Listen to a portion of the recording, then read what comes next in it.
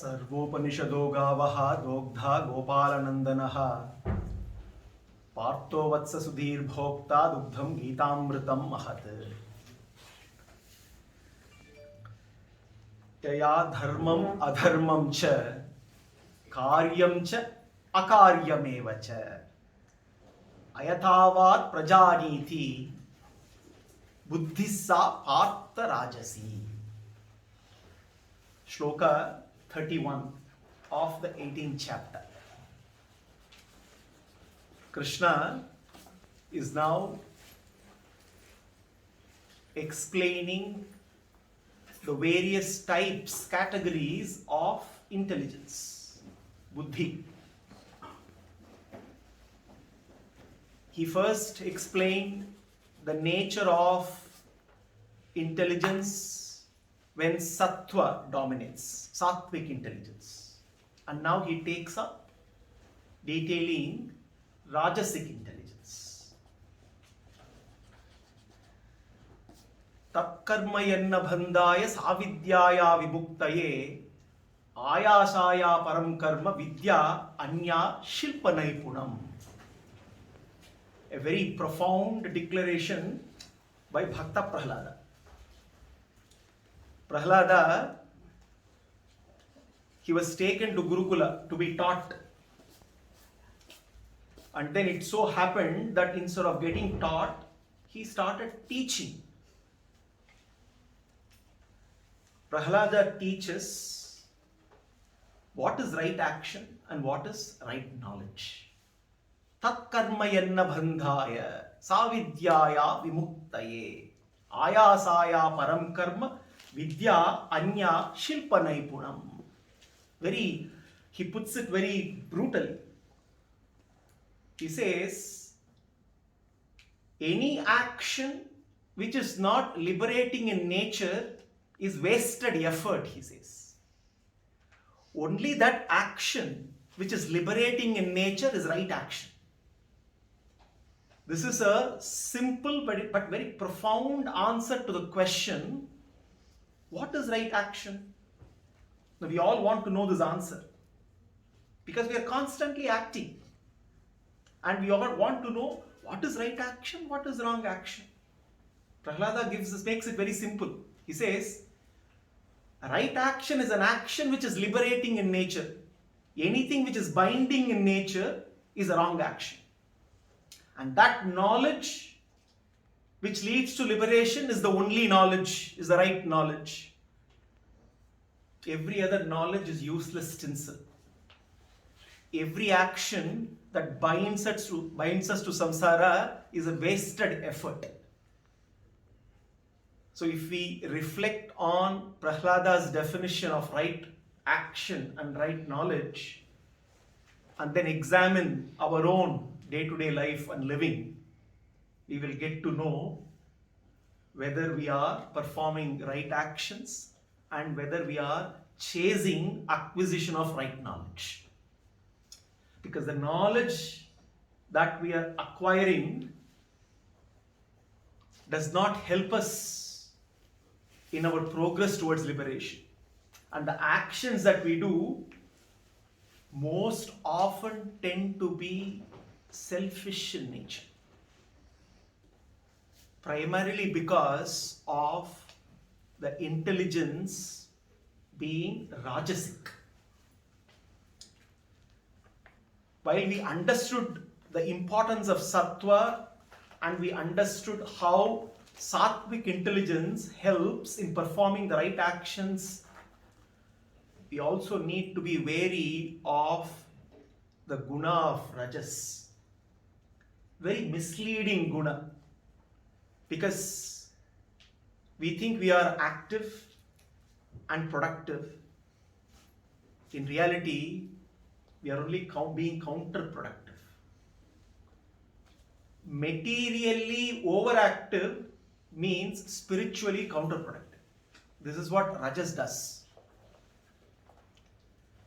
So therefore, Krishna here is talking about the Rajasik intelligence is that intelligence because of which one cannot discriminate between dharma and adharma, he says.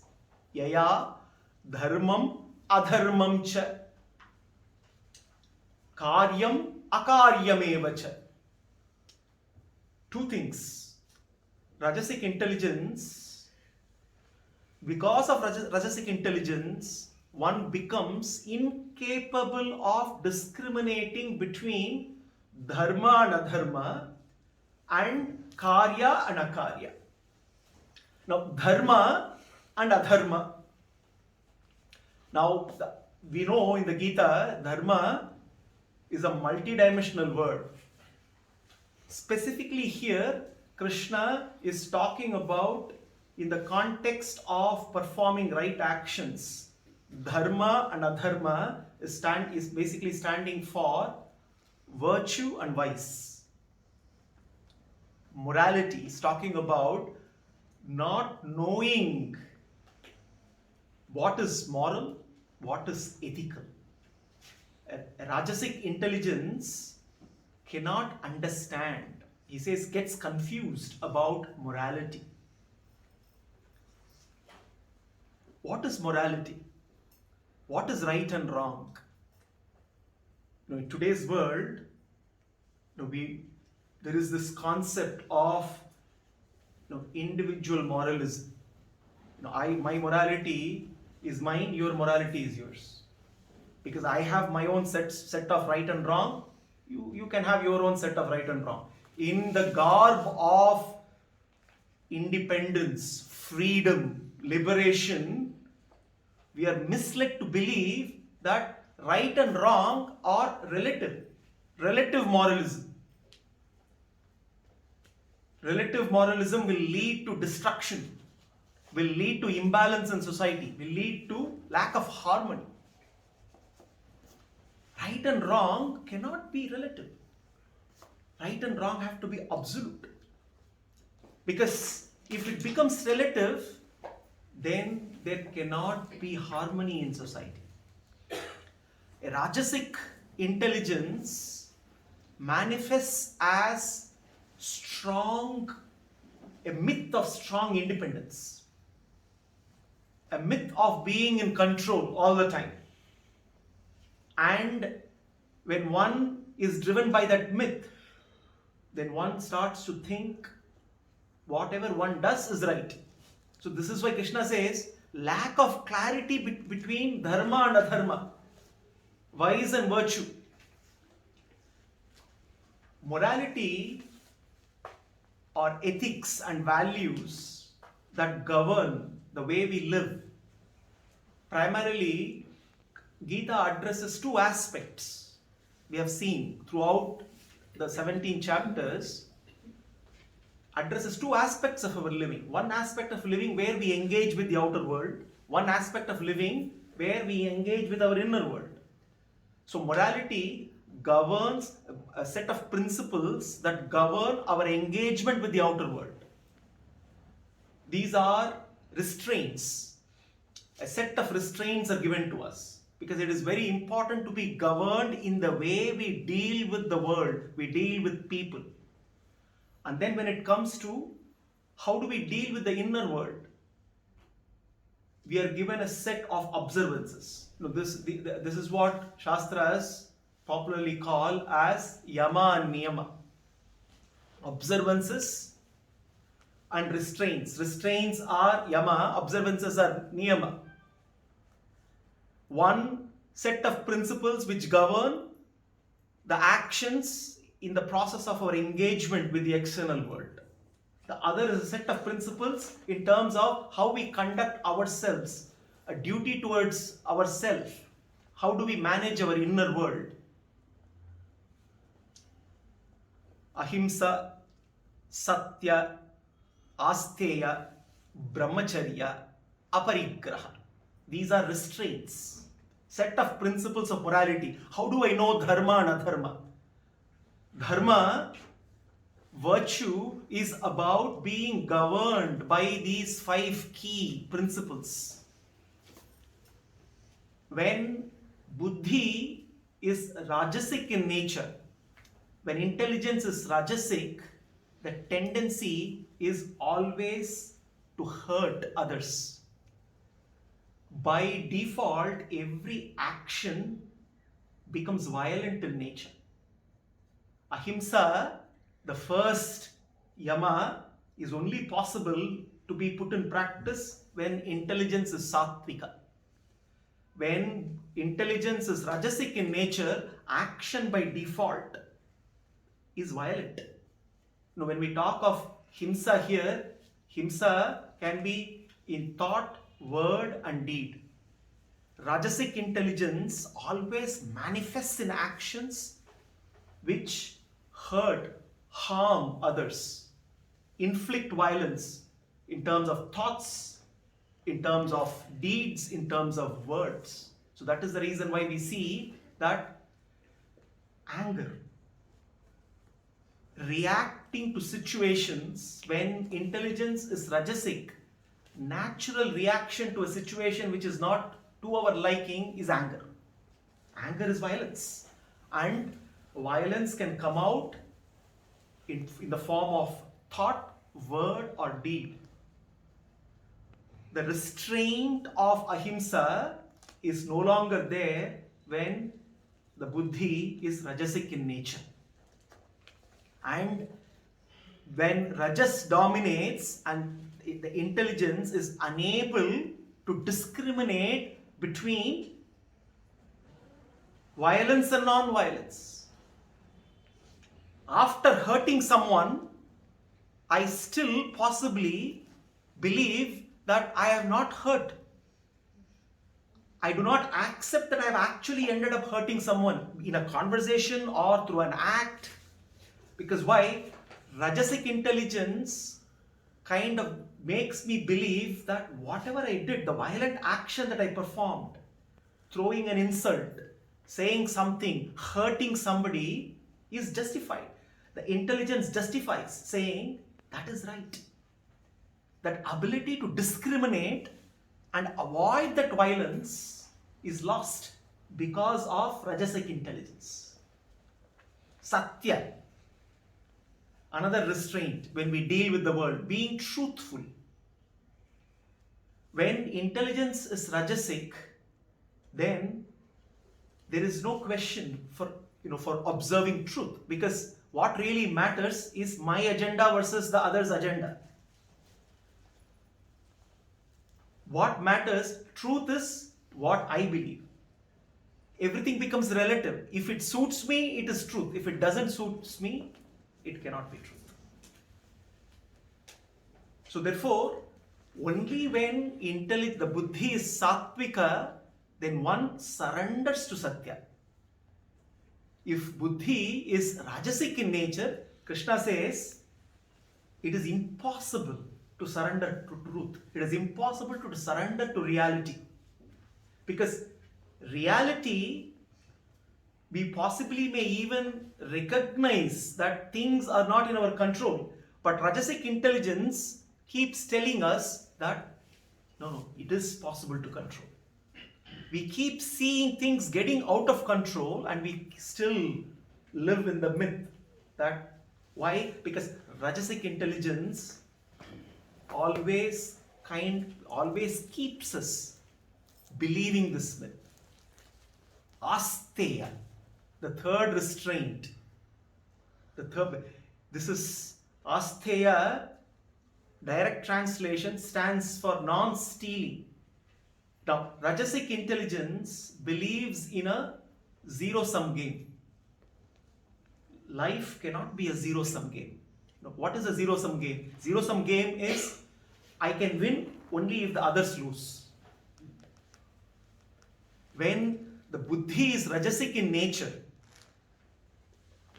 I can win only the others lose. Therefore, the focus is not in my winning.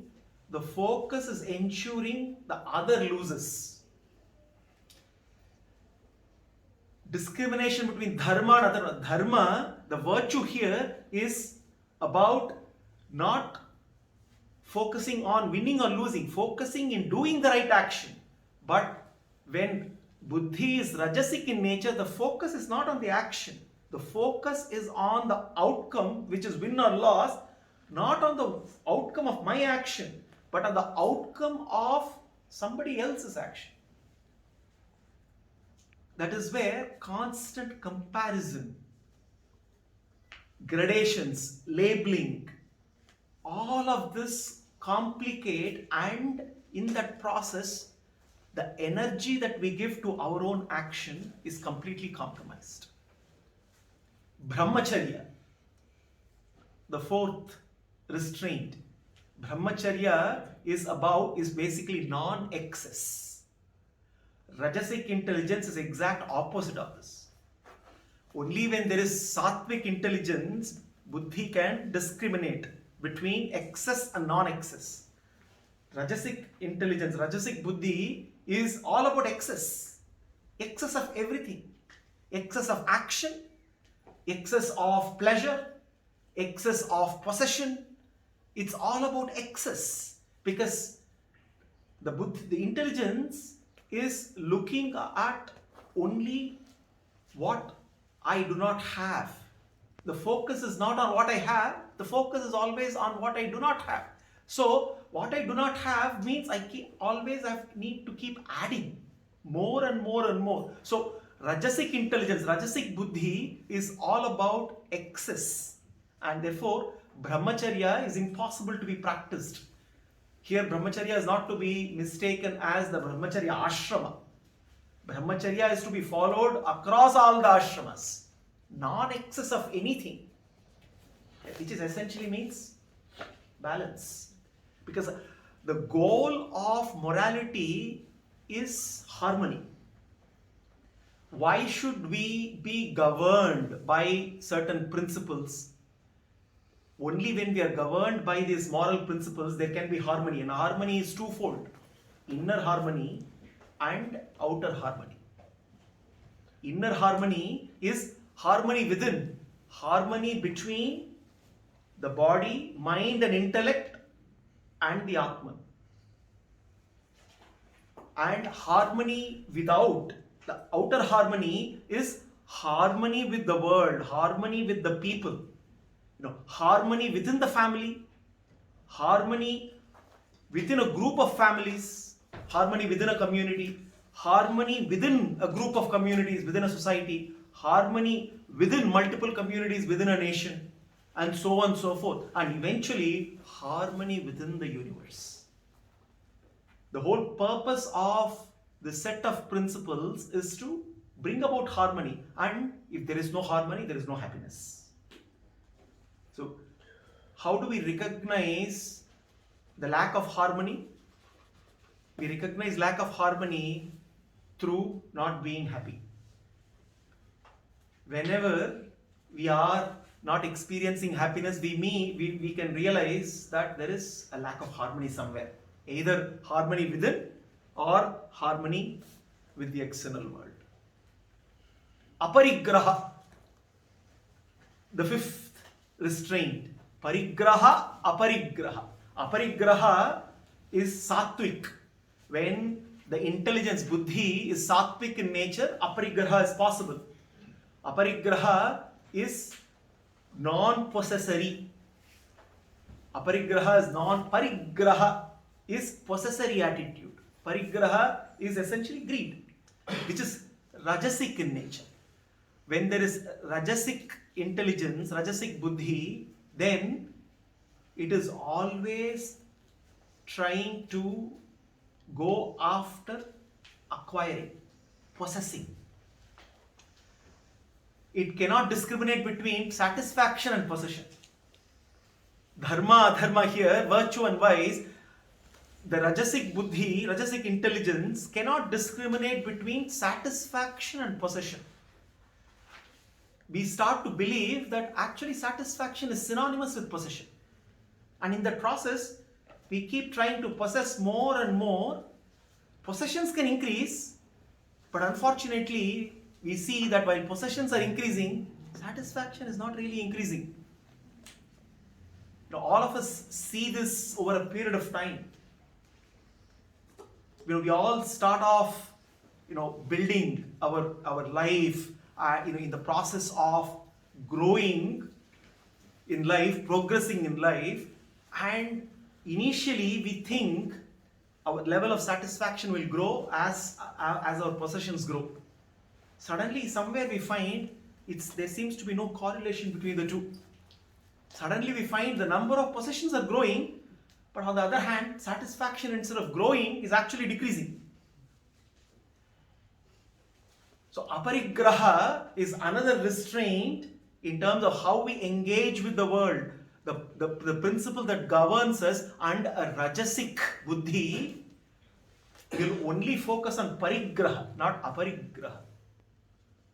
So therefore, the discrimination between dharma and adharma is impossible with Rajasik Buddhi. Now, what are the observances? The observances are also fivefold. Just like the restraints, the observances are also fivefold. Shaucha, Santosha, Tapasya, Swadhyaya, Ishvara Paridhana. No. Purity of intention is very important. When we do any action, we all know that the intention, the quality of the intention determines the quality of the action. The purity of the intention is so very important. Now, which intention can be said as pure and which intention as impure? Any intention which revolves around having, controlling, taking, possessing, all these are impure intentions. But unfortunately, most of our intentions that drive our actions happen to fall in this category. The intention that drives, but buddhi is rajasic in nature, we fail to discriminate between a pure intention and impure intention. And we justify the need for an impure intention, not knowing that intention is impure. When the intention is impure, santosha, contentment, there can be no contentment. Rajasik intelligence keeps one constantly in a state of discomfort all the time, because sattva is revealing, rajas is fueling. While sattva is revealing in nature, a sattvic intelligence reveals reality, reveals truth, reveals the true nature of the Atman. Rajasic intelligence fuels our desires. Because of Rajasic intelligence, the desires are fueled. What do we mean by desire is fueled? The intensity of desires keep increasing. When the intelligence is Rajasic in nature, the intensity of desires increase. Every time we fulfill a desire, we are only increasing its intensity. Every desire which is selfish in nature, when we fulfill it, it doesn't stop there. The intensity increases. Not only does the intensity increase, it also, the fueling of desires also increases in multiplication of the desires. The quantity of desires increases. Things become so very complex. All of a sudden, from having to make choices between two, we end up suddenly with the multiplication of desires. We suddenly see not 2 but 20 choices. Good old days, when we wanted to buy simple potato chips, forget about 2 choices, there was only 1 choice. There was not even a brand. Whatever was there, we used to buy. Then there were 2 choices. Now you walk into a supermarket, you come back so very, disgusted. You are completely disturbed to make a simple choice. Now the quantity of desires keep multiplying. So the Rajasic intelligence only keeps fueling desires. The intensity increases, the quantity increases, the frequency increases. And therefore there cannot be contentment. Shaucha, Santosha, Tapasya. The third observance. Tapasya is about dedication to discipline. Only with sattvic intelligence, there can be an alignment between thought, word, and deed. When it comes to Rajasik intelligence, while we may think we are putting a lot of effort, but it's like doing jugglery with multiple, balls. We are not magicians who can replicate. We go and see a magic show where the magician is throwing 5 balls, 10 balls, 20 balls, and we are amazed. But we will never try to replicate that feat because we know we will fail. But that's exactly what we are doing with our lives. We are actually juggling between 10, 20, 30, 40 goals, which each of these goals come up with their own set of activities. And in that process, what happens when we do with multiple such balls juggling around, what will happen? We keep dropping the balls. We keep dropping our goals. We keep dropping actions. And in that process, the effort gets so very dissipated. It's like a cycle tire which is punctured, so many holes in it. It can only go a distance. There cannot be tapasya when intelligence is rajasic in nature. Swadhyaya, sattvic buddhi will help us to learn what matters in life. Rajasik buddhi will help us to learn all about matter. This is the big difference. Because why? When there is Rajasik buddhi, it is all about acquisition. We are looking at how to acquire. And that whatever learning that we end up doing is all focused on how to increase our possessions and acquisitions. So, Swadhyaya also becomes so very Rajasic. We can do double PhDs. We can try to conquer the world, but we will end up failing conquering our own mind. Ishvara pranidhana, surrendering to Bhagavad. If the buddhi is not sattvic, then intelligence will keep telling us intelligently, why must you surrender? Why should you surrender? You are capable. You are the best in the world. You are completely in control. This is not confidence. This is false confidence. This is the ego speaking to us. And in that process, forget about surrendering to, we end up surrendering to our own mind, not knowing that we are actually craving and slaving. And this is exactly what Rajasik Buddhi intelligence does. So Krishna therefore says, when intelligence is Rajasik in nature, dharmam, adharmam cha, one cannot discriminate between virtue and vice. Vice here is V-I-C-E.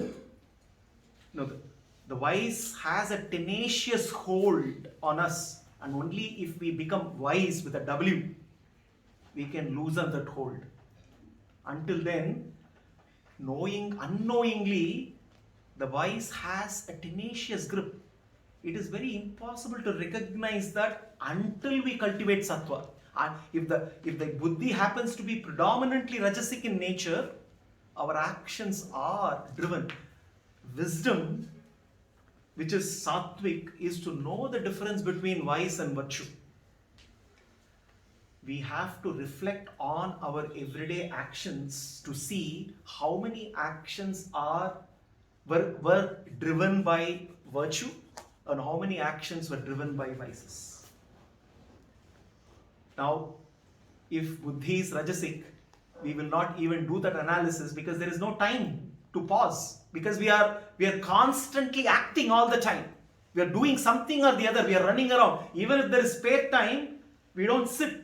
We have to engage in some activity, because Rajasik intelligence is always saying activity is equal to productivity, which is not the case. So that's why Krishna says dharma and adharma and karyam akaryam. right action and wrong action essentially is talking about discrimination. Now, when we look at how we fall from virtue, whenever we are making choices, unknowingly we fall. We keep falling every day. Not physically falling, mentally. If we have to reflect on how we fall mentally every day, this fall has 5 steps. 5 steps of falling, which we are not supposed to be proud of. The first step of the fall starts with dwell. I'm using verbs here because they're all leading to the fall because of the Rajasik intelligence. Dwell, devote, desire, decide, degrade. We can also add a 6th step, destroy. Every time when intelligence is Rajasic, automatically what happens is when we are forced to dwell on objects that potentially bring us material pleasure, and immediately we get devoted. No, devotion need not be only to Krishna. We are more devoted to the world than the world maker, unfortunately. If we have to kind of compare our devotion, we all are capable of bhakti. Sometimes we wonder, can we cultivate bhakti? Innate nature, bhakti is our innate nature. Unfortunately, it is misdirected. Now, when we look at bhakti that we have to the world, our devotion to the world, so very great. Devotion to the world maker, possibly not. Because why? Because our entire mind is completely devoted to the world. Where is the room for the world maker? So, devote, and when we devote, we kindle and strengthen our desire. When we strengthen our desire, then we decide, not we decide, the desire decides. We cannot exercise our will. The desire decides. And when the desire decides, we degrade. And eventually we are on the path of destruction. Now, in the 6 Ds, 1 D is missing. That 1 D is missing because of Rajasik Buddhi, Rajasik Intelligence. What is that 1 D that needs to be added? The D of discrimination. Intelligence is supposed to perform its role of discrimination. But when it does not perform this role of discrimination, at every step there has to be this D added. D added to the first step of dwell. I have to discriminate on what I dwell on and what I should not dwell on. I have to discriminate on what I devote to and what I should not devote to. I have to discriminate between what I desire and what I should not desire. I have to discriminate on what I decide and what I do not decide. I have to discriminate. If I do that, then there is no degradation and there is no destruction. Therefore, when there is buddhi is rajasic in nature, what also happens is our inner defense mechanism also stops functioning properly. What is this inner defense mechanism? Our intelligence is like an inner defense mechanism. When we talk about intelligence, intelligence also is twofold. Gross intelligence, subtle intelligence. Subtle intelligence is what we normally call as conscience. We all say this inner voice, this conscience talking to us, which is essentially always pointing to what is right. There is this inner conscience which always, it's like a compass which is always pointed towards the north. The inner conscience is always pointing to what is right. Now, these two have to be always in alignment. But this intelligence is like a security system. If we have, let's say, a security system for the house, and the security system, we kind of program it, customize it so that it allows the right people to come in and it bars the wrong people from coming inside. Now, if this programming is not done properly, and then it so happens that this security system is programmed in such a way it allows all the wrong people and bars all the right people. A robber walks in and the security system says, welcome, please come in. And then the robber comes and robs the house. Our inner intelligence is like this defense mechanism, like the security system, which also is customized wrongly, because what happens is it is our impressions, the vasanas, which essentially manage the settings of the security system. The settings of the security system is managed. Now, the Rajasik intelligence is where essentially the settings basically say all cravings, intelligence, welcome anytime. Please come, red carpet. Please come and which results in our mind being completely robbed. So these settings, if they are not changed, then we are constantly threatened. So therefore, what karya and akarya discrimination can only happen when this conscience, the settings of this conscience are properly maintained. If the settings are rajasic in nature, then what happens is we become immune to wrongdoings. This is what happens over a period of time. Over a period of time, we keep doing something wrong, we keep justifying it to ourselves. Over a period of time, what is wrong actually becomes right to us. Initially, we are justifying, rationalizing everything, doing everything, and then over a period of time, what happens? We become so very immune to it, we completely lose sight of reality, and what a wrongdoing becomes right in our own system, therefore discrimination works, but discrimination works in a very wrong manner. We start choosing the wrong over the right. Karyam akaryamevacha. Krishna says there is a confusion in terms of making this decision, this confusion in terms of making the choices, and only when there is this confusion is cleared, this confusion will be there as long as the intelligence is rajasic in nature. Now, this confusion becomes a delusion when the intelligence is tamasic in nature, because here it is only confusion. When tamas predominates, everything becomes perverse, everything becomes inverted, and it becomes a great disaster, which Krishna explains in the next shloka, which we will take up in the next session. Until then, let us contemplate on how to counter the force of rajas, because a rajasic intelligence makes us to believe that overactivity, overproductivity is what life is all about, and in that process we lose sight of focus, and when we are materially overproductive, we become spiritually counterproductive.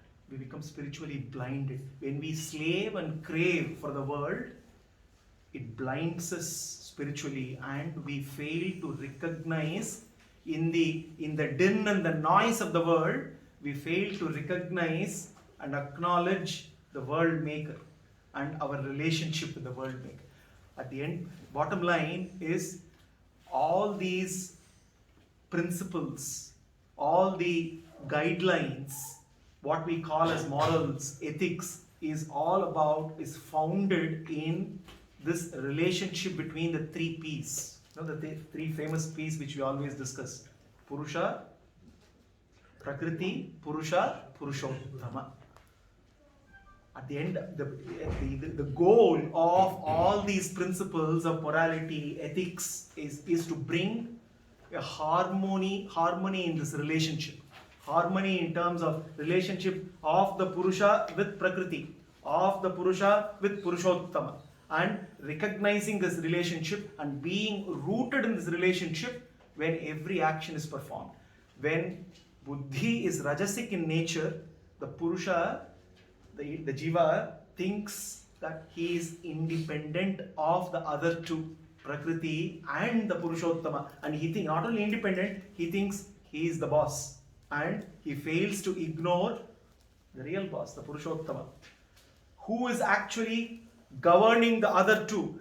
Now, this Purusha tries to control Prakriti, tries to win over, conquer Prakriti, and keeps failing. Keeps failing. Because not knowing that the goal of life and living is to be in harmony with Prakriti, not to conquer Prakriti. Prakriti is given to Purusha not for the sake of conquest, to be in harmony, to reach the Purushottama. And when intelligence is Rajasik in nature, it is always about conquering, and in that process of trying to conquer, one keeps failing, and that failure is nothing but continuing to be in the state of samsara. So let us continue to contemplate on how to counter this force of rajas until the next session. Sarvam Sri Krishna Arpanastu.